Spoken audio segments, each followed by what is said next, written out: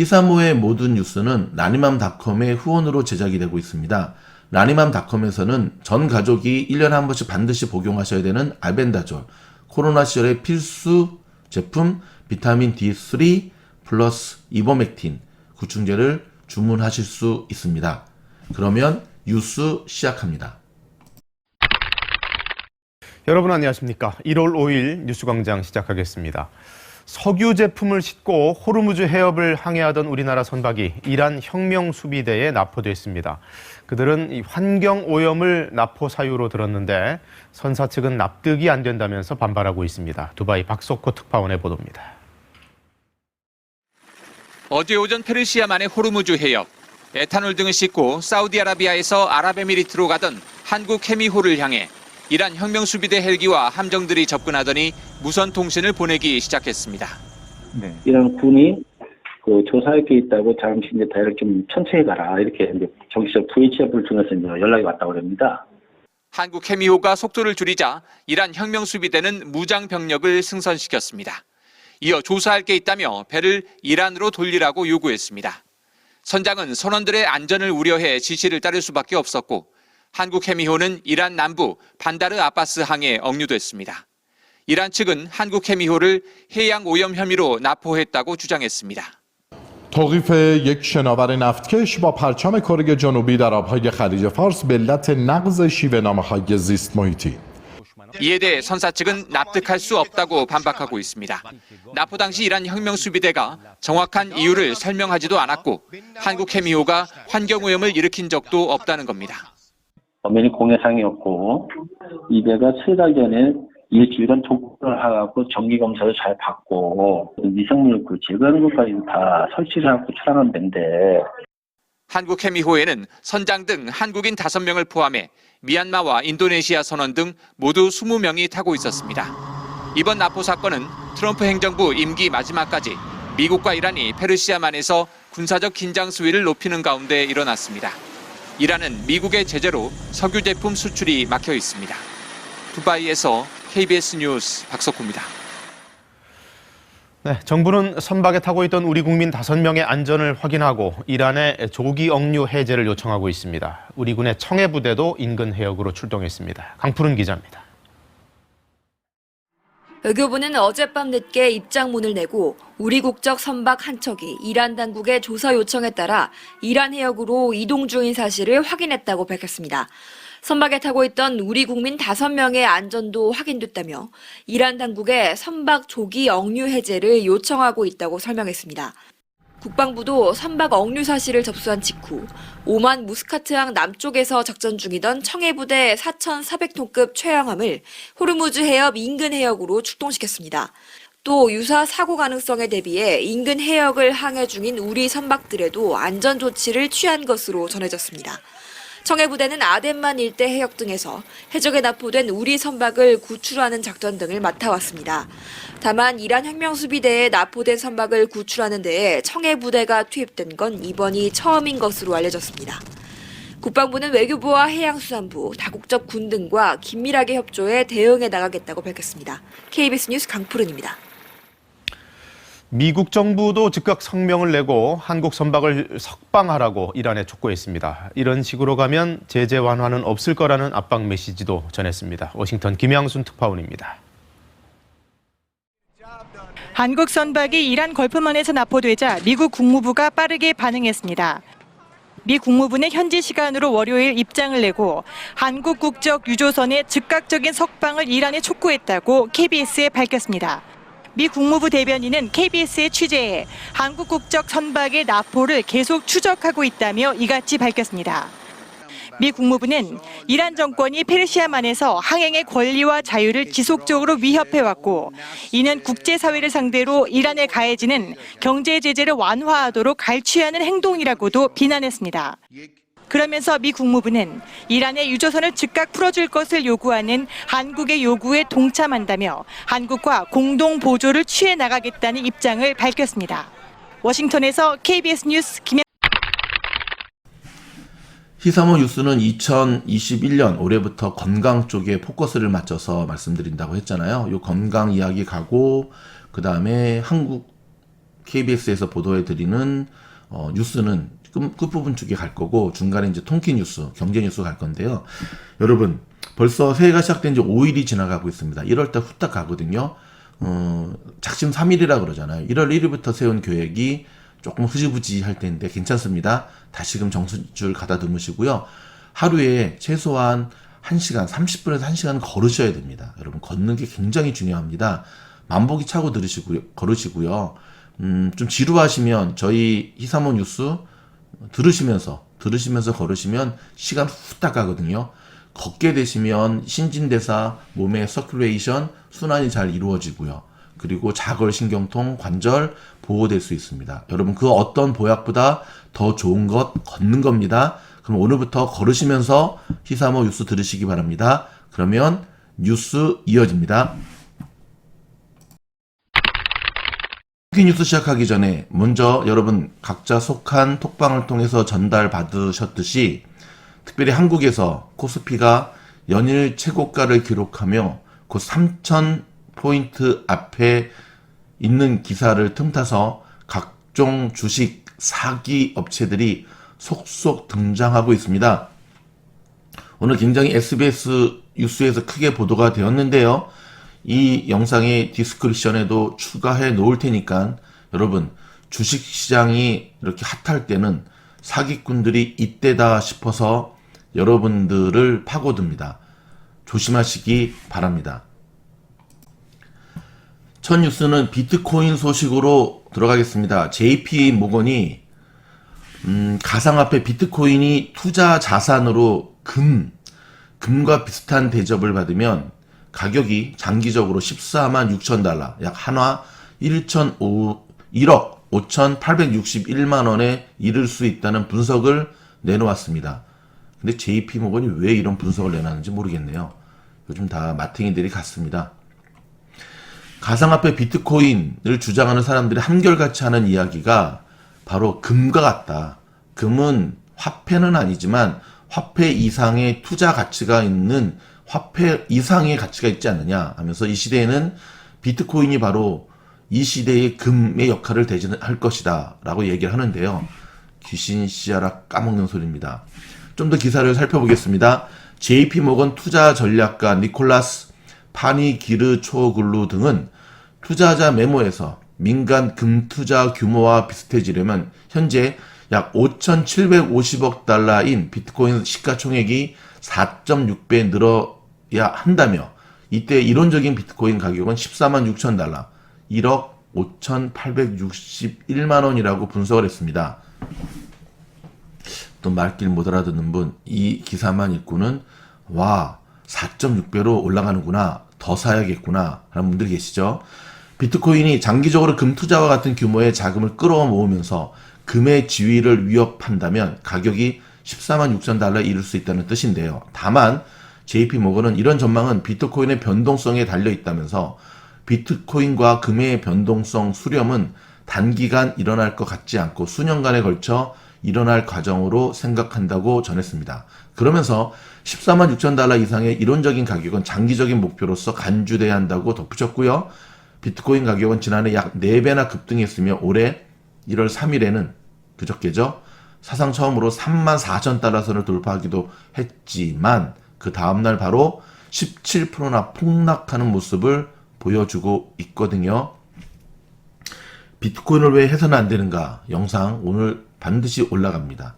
제가 다듬고 있는 영상이라서 좀 아끼고 있는데요. 여러분 속에 잠재되어 있는 탐욕, 욕심, 꿈틀거리는 그 탐욕이 바로 비트코인과 맞아 떨어지기 때문에 그렇습니다. 제가 지금 읽어드리는 기사는요. 위험성과 전망성을 함께 이야기했지만 여러분의 귀에는 위험성보다는 바로 전망성, 금과 같이 된대 라고 하고 왜곡되게 들릴 겁니다. 보통 미국에 처음 와서 영어가 안 되시는 분들이 영어를 스스로 자의적으로 해석하는 그런 이상한 현상을 많이 나타나는데 요즘은 이런 급등 비트코인을 바라볼 때의 시각이 그런 것 같습니다. 사람들은 듣고 싶은 것만 듣고 똑같은 걸 봐도 해석하고 싶은 대로만 해석한다는 것. 말귀를 알아듣지 못하는 사람이 폭망할 수밖에 없는 안타까운 현실입니다. 다음 뉴스입니다. 인도네시아의 최대 스타트업으로 평가받고 있는 고젝이라고 하는 또 하는 기업이 있습니다. 고젝과 토코피디아, 참 이름이 좀 생소하죠. 인도네시아 쪽 기업이라서 그래요. 합병 협상을 벌이고 있다고 블룸버그 통신이 오늘 방금 들어온 따끈따끈한 소식이거든요. 이에 따르면 고젝은 토코피디아와 심도 있는 합병 협상을 벌이고 있으며 양측 모두 빠른 협상 타결을 바라고 있는 것으로 전해졌습니다. 사실 이 합병에 대한 거는 속전속결로 진행하는 게 좋죠. 블룸버그는 양사가 상호 실사를 위한 구체적인 조건을 합의했으며 비율에 대한 논의도 하고 있다면서 빠르면 수개월 안에 협상이 마무리될 수 있다는 것도 전했는데요. 자, 고젝은 차량 공유, 우버랑 비슷하죠. 호출, 결제 서비스의 토코피디아의 온라인 쇼핑, 배송 사업, 쿠팡과 좀 비슷하고 아마존과 좀 비슷하죠. 이 두 가지를 결합하면 기업 가치가 약 180억 달러가 넘을 것으로 기대하고 있으며 향후 미국 증시에서 IPO에 나설 것으로 예상이 되고 있습니다.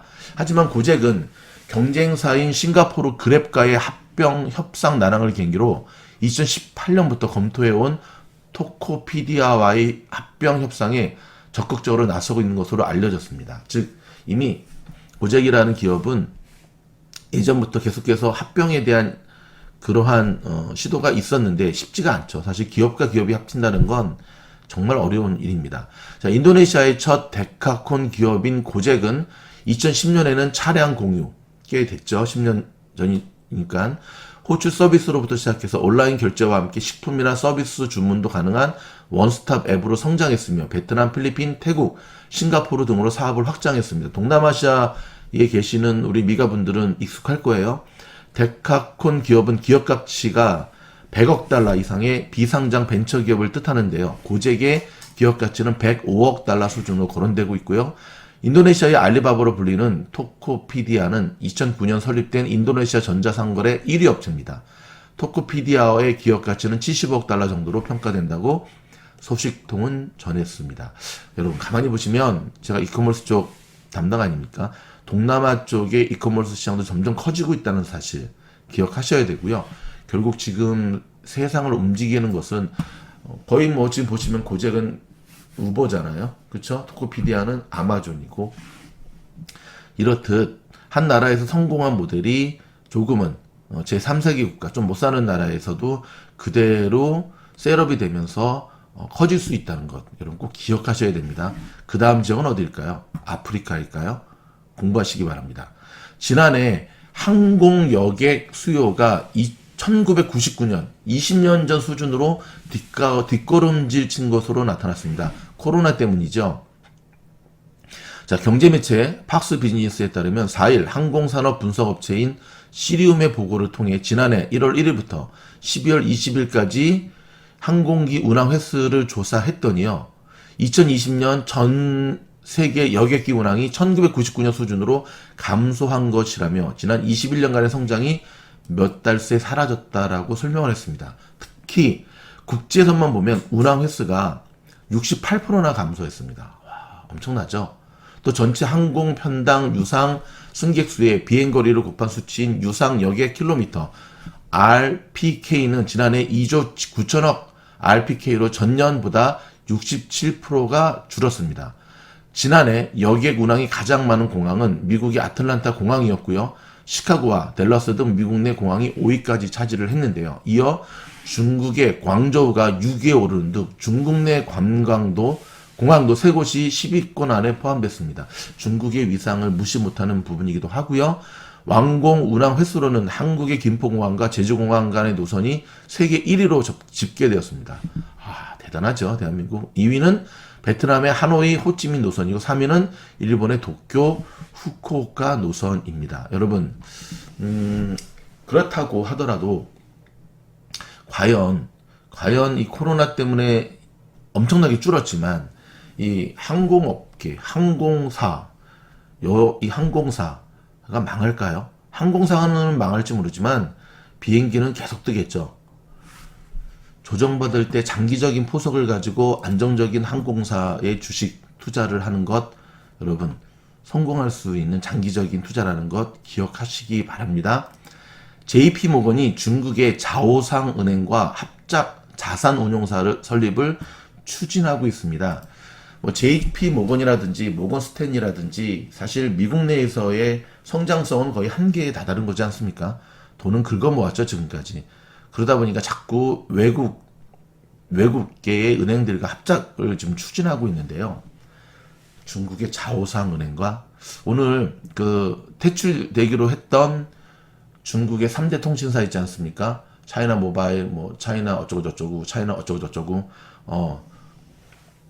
퇴출 안 시키기로 했답니다. 원래 요 기사부터 먼저 전해드렸어야 되는데 그냥 나스닥에 두기로 했답니다. 뉴스는 그렇게 띄워놓고 물 밑에서 아마 협상이 있었겠죠. 원래 뭐 비즈니스가 그런 거 아닙니까? 주고받고 어찌됐든 퇴출된다라고 하는 것 때문에 상장되어 있던 중국의 다른 기업들도 많은 영향을 받았는데 오늘 이 뉴스는 오늘 주식시장 열어봐야겠지만 상장되어 있던 중국 회사들, 기업들한테는 호재로 보여집니다. 아마존과 JP모건과 버크셔가 합작한 회사가 있습니다. 헬스케어 회사거든요. 일명 헤이븐, 헤이븐이라고 하는 회사인데요. 오늘 2월에 문을 닫는다고 합니다. 야, 좀 아이러니하죠. 당대의 굵직굵직한 워런 버핏, 베이조스, 그 다음에 다이먼이라는 사람이 손을 잡고 만든 회사인데, 헤이븐은 이들 3개사가 2018년 1월 직원들의 건강관리, 의료비를 줄이겠다고 선언한 뒤에 설립한 합작사거든요. 자, 이 헤이븐의 해체는 미국의 헬스케어 시스템 개선이 얼마나 어려운지를 보여준다며 이들 3개사는 헤이븐 해체 이후 각자 헬스케어 프로젝트를 추진하며 비공식적 협력을 할 것으로 보인다고 전했습니다. 바로 이 부분입니다. 미국의 이 헬스케어 시스템, 요쪽은요, 정말 진입장벽이 굉장히 높습니다. 근데 단순히 진입장벽이 높은 것만으로, 이 헤이븐이라는 회사가 해체됐다라고 보기는 좀 어렵고요. 성격 강하고, 계산 빠르고, 각자 도생해도 문제 없는 이들이 뭐 영원히 갈 거라고는 아무도 생각하지 않았죠. 각자 입속 챙기고 뺄 거 빼고 이제 각자 가겠다는 건데 좀 지켜보도록 하겠습니다. 자, 비아콤 CBS는 월트 디즈니가 운영하는 동영상 스트리밍 서비스인 훌루와 자사 콘텐츠 배급에 합의했다고 4일 발표했습니다. 자, 월스트리트 저널에 따르면 비아콤 CBS는 MTV와 니켈로디언, 파라마운트 네트워크 등 산하 14개의 케이블 방송의 컨텐츠를 훌루에 공급하기로 했다고 밝혔는데요. 그러나 구체적인 계약 금액 등은 공개하지 않았습니다. 지난해 비아콤과 CBS 합병으로 탄생한 비아콤 CBS는 알파벳의 유튜브 TV와 다시 네트워크, 컴캐스트, 보라이존 커뮤니케이션과도 컨텐츠 배포 계약을 체결한 바 있습니다.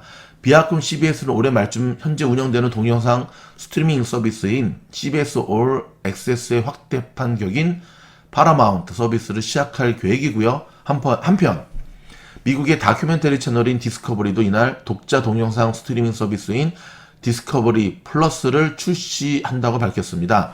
디스커버리 플러스는 TLC와 푸드 네트워크, 디스커버리 채널, 애니멀 플래닛 등 자체 생산 컨텐츠와 BBC, A&E 네트워크, 그룹 9 미디어 등의 콘텐츠도 공급합니다. 신종 코로나 바이러스 감염증 여파로 확대된 동영상 스트리밍 서비스 시장은 2019년부터 디즈니, 애플 TV, HBO 맥스, 피코 등이 가세하면서 치열한 경쟁 구도를 보이고 있습니다. 여러분, 이 스트리밍 서비스, 이 시장은요, 단지 넷플릭스, 월트 디즈니뿐만 아니라 정말 이들 기업들에게는 사활을 건 마지막 승부수라고 봐야 됩니다.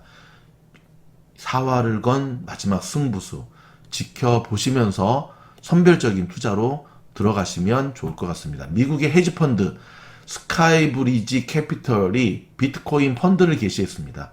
참 가지가지한데, 여러분, 미국의 헤지펀드 운용사 돈 되는 건 다 하죠. 이들이 지금 핫하게 올라가고 있는 비트코인을 놓칠 리가 없죠.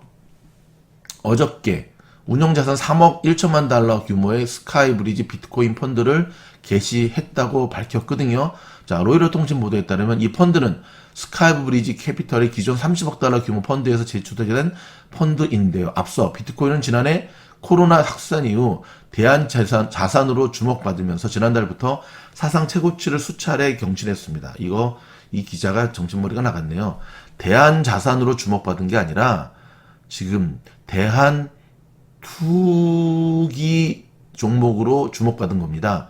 돈이 넘쳐나고 유동성이 갈 데가 없으니까 시장이 불안하고 정세가 불안하고 세상이 불안하면 이러한 비트코인 같은 게 뜰 수밖에 없다는 것 기억하시기 바랍니다. 여러분 아시다시피 오늘 조지아주 상원의원 투표가 있고요. 로컬 소식 좀 전해드리면 LA 카운티 마켓 노동자들 임금 인상 추진한다고 히어로데이, 히어로페이. 마켓 노동자들 임금 인상 해드려야죠. 목숨 걸고 지금 일하시는데. 캘리포니아 코로나 하루 신규 감염자가 7만 4천 명으로 또 세계 신기록 역대 최고 기록을 했고요. 미국의 항공업계는 입국 전에 코로나 음성 확인 의무화 해야 된다고 백악관을 촉구했고요. FDA는 코로나 백신 승인된 접종 방식을 지켜야 된다. 좀 지키지 않는 일이 많아지는 것 같아요. LA 카운티가 여행객 열흘 자가 격리를 공식화했습니다. 마이크로소프트, 화이자 등 170여 개 기업이 바이든의 당선 확정을 촉구하고 나섰습니다. 불확실성을 싫어하기 때문에 빨리빨리 가자 이거죠. 빨리빨리 가자 이거죠. 6초에 한 명꼴로 코로나 확진자가 발생하고 있습니다. 이곳 LA, 미국 현지의 상황입니다. 여러분 기억하시기 바랍니다. 지금 우리의 발목을 붙잡고 있는 것은 조지아 선거보다는 바로 신종 코로나 바이러스의 미국 내 확산이거든요. 요 키워드 붙잡으시면서 어제는 굉장히 피바다였는데 아직 본격적인 하락장이 안 왔기 때문에 계속적인 피바다로 가지는 않을 것으로 보여집니다. 자세한 것은 조금 후에 시작되는 우리 미진노래 라이브와 함께 방송 들으시기 바라고요. 한 가지 더. 한국에서 저희 방송을 들으시는 분들, 특별히 라이브 들으시는 분들, 팀장님 잠 못 자가지고 얼굴이 뜨고 있어요. 한 주만 버티시기 바랍니다. 미국 주식은 매일매일 밤잠 안 자고 하는 거 아닙니다. 저도 여러분의 고통을 압니다. 20년 전에 한국 주식 할 때 저도 그랬거든요. 미국 주식은 안 하지만 미국 시장을 늘 봐야 됐기 때문에 그랬는데 주식 투자는 그렇게 하시는 게 아니라 지금은 공부하는 때이기 때문에 주공 1, 2기 분들 그렇게 하는 거고요. 쉽지는 않지만 그래서 많은 사람들이 기울어진 운동장, 코스피에서 놀지만 여러분 그래도 장기적인 투자 밤잠 다음 주부터 푹 주무시면 됩니다. 그렇게까지 안 자고 하실 이유 전혀 없고요. 여러분들 잠 안 자고 미국 주식시장 바라본다고 미국 주식시장 나스닥이 올라가는 것도 아니니까 여러분 고생 많으셨습니다. 이번 돌아온 토요일날 마지막 수업이 될 텐데 주공 2기 얘기하는 겁니다. 그동안 고생 많으셨고요. 그 다음에 계속해서 보충 수업 이커머스 쪽 함께 이어가도록 하겠습니다. 그럼 다음 영상 찾아뵙겠습니다. 저희 영상이 도움이 되었다 한다면 좋아요, 구독, 알림 주변 분들에게 많이 소개시켜 주시고 그리고 주무실 때 모두 제동 한번 눌러주시는 것 저희를 향한 최고의 후원이라는 사실 기억하시기 바랍니다. 감사합니다.